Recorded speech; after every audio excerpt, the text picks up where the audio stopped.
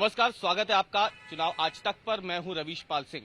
मध्य प्रदेश में आदिवासी vote bank को लेकर के सियासत कोई नई बात नहीं है, लेकिन हालिया जो घटनाक्रम घटित हुआ है, खासतौर से सीधी में जो वायरल वीडियो आया था, जिसके बाद पूरे देश की सियासत में एक नई बहस छिड़ गई थी। आखिरकार उसी वायरल वीडियो के बाद अब एक बार फिर से मध्य प्रदेश में आदिवासी जो हैं वो विधानसभा चुनाव से ठीक पहले सियासत के केंद्र बिंदु बन गए हैं। पूर्व मुख्यमंत्री कमलनाथ, जो कि वर्तमान में प्रदेश कांग्रेस अध्यक्ष भी हैं, उन्होंने आज कांग्रेस के आदिवासी समाज से आने वाले विधायकों के साथ राजभवन में जाकर राज्यपाल से मुलाकात की है। इस दौरान कई दलित समाज से आने वाले विधायक जो हैं वो भी साथ में मौजूद थे कमलनाथ के। इन्होंने राज्यपाल से मिलकर के मध्य प्रदेश में दलितों और आदिवासियों के खिलाफ जो अत्याचार हो रहे हैं उस पर ज्ञापन सौंपा है राज्यपाल को, और मध्य प्रदेश में कानून व्यवस्था बनी रहे, मध्य प्रदेश में जो अत्याचार हो रहे हैं दलितों के ऊपर, आदिवासियों के ऊपर, उसे रोका जाए, ये मांग कांग्रेस ने आज उठाई है राजभवन में जाकर राज्यपाल से।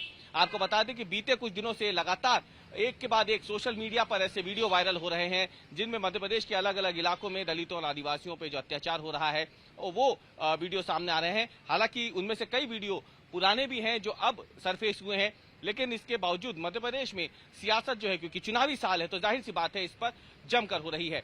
राजभवन में राज्यपाल से मुलाकात के बाद क्या कुछ कहा कमलनाथ ने, एक बार वो सुनिए। राज्यपाल जी से मिले हैं, हमने उनको जानकारी दी है कि किस तरह मध्य प्रदेश कलंकित हुआ है पूरे देश में।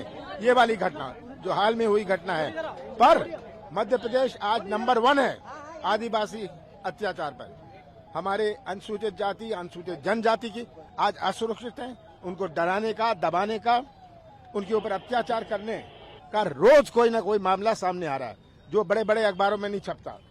ये आज सच्चाई मध्य प्रदेश की सबके सामने। सर, विधानसभा कार्रवाई कल से शुरू हुई, विधानसभा में ये मुद्दा उठाया बिल्कुल आवश्यक रूप से। ये एक सिस्टम का फेलियर है। बिना भारतीय जनता पार्टी की सहानुभूति जो ये सब करते हैं, दुष्कर्म करते हैं, जब तक उनकी सहानुभूति उनके साथ ना होए, उनका संरक्षण ना होए, ऐसा वातावरण नहीं बनता।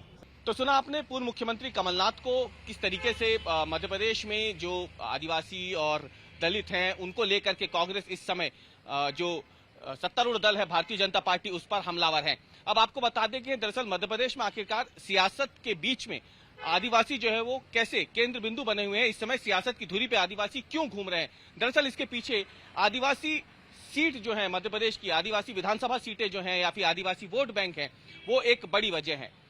मध्य प्रदेश में अगर देखा जाए तो करीब करीब 47 सीटें अनुसूचित जनजाति के लिए आरक्षित हैं कुल 230 विधानसभा सीटों पे। ये एक बड़ा आंकड़ा है। 230 विधानसभा सीटों में से 47 सीटों पे आदिवासी समाज ये तय करता है, अनुसूचित जनजाति तय करती है कौन वहां से विधायक बनेगा, कौन हारेगा। और ऐसे में हालिया जो घटनाक्रम हुआ है सीधी में, जो आदिवासी दशमत है उसके साथ जो अमानवीय कृत्य हुआ था, उसके बाद जाहिर सी बात है कांग्रेस ने इसे हाथों हाथ लिया है और राज्य सरकार के ऊपर हमलावर हो गई है। अब आपको बता दें कि दरअसल ये जो 47 विधानसभा सीटें हैं ये किसी जमाने में भारतीय जनता पार्टी का मजबूत गढ़ होती थी, लेकिन 2018 के विधानसभा चुनाव में ये वोट बैंक कांग्रेस के पास पहुंच गया भाजपा से छिटक कर।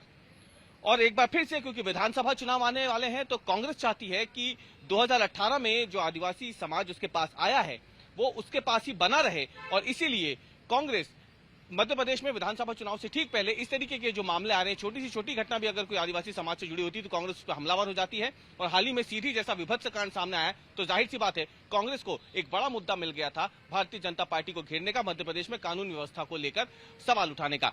इन 230 विधानसभा सीटों में से ये जो 47 विधानसभा सीटें आती हैं, अगर फीसदी के मतलब प्रतिशत के हिसाब से देखा जाए तो करीब करीब 22% मतदाता जो है मध्य प्रदेश में वो आदिवासी समाज से आते हैं।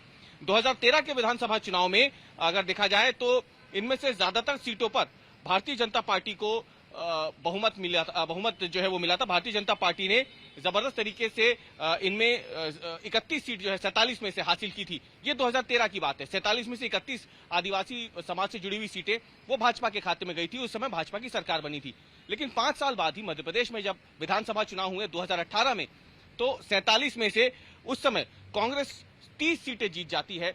और उसके बाद अगर देखा जाए तो मध्य प्रदेश में जो कुछ हुआ वो सबने देखा, किस तरीके से 2018 में कांग्रेस बहुमत के बेहद करीब पहुंच जाती है। उसके बाद वो निर्दलीय विधायकों के साथ, अन्य दलों के विधायकों के साथ मिलकर के सरकार बना लेती है। वो बात अलग है कि 2020 में वो सरकार गिर जाती है, लेकिन जिस तरीके से मध्य प्रदेश में 2013 और 2018 के बीच में आदिवासी वोट बैंक शिफ्ट हुआ है उसने कहीं ना कहीं कांग्रेस को एक नई ताकत दी कि वो 2023 के विधानसभा चुनावों में भी इसी आदिवासी वोट बैंक को अपने पास सहेज कर रखे। इसलिए कांग्रेस लगातार एक तरीके से न केवल राज्य सरकार पर हमलावर है बल्कि आदिवासी वोट बैंक को सहेज कर रखने के लिए वो लगातार कोशिशें भी कर रही है। और इसी कड़ी में राजभवन में राज्यपाल से जाकर के आज कांग्रेस नेताओं ने मुलाकात की है।